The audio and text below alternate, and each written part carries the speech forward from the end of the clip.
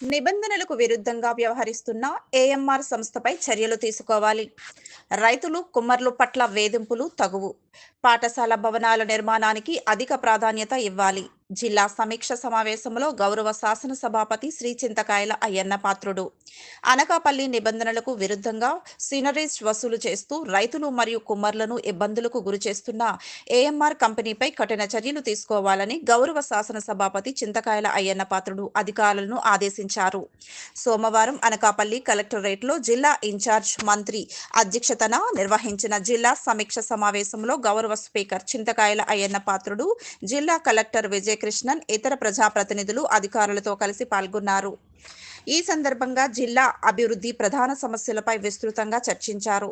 సమావేశంలో స్పీకర్ అయ్యన్న పాత్రుడు మాట్లాడుతూ ఏఎంఆర్ సంస్థ తీరుపై ఆగ్రహం వ్యక్తం చేశారు. కుమ్మర్లు, ఇటుకలు బడ్డీలకు తీసుకువచ్చే మట్టికి ప్రభుత్వం కల్పించిన వెసులుబాటును సదరు సంస్థ అమలు చేయటం లేదని, రైతులు, కుమ్మర్లను వేధిస్తూ అక్రమ వసూళ్లకు పాల్పడుతుందని మండిపడ్డారు. తక్షణమే ఆ సంస్థపై చర్యలు తీసుకోవాలని సూచించారు.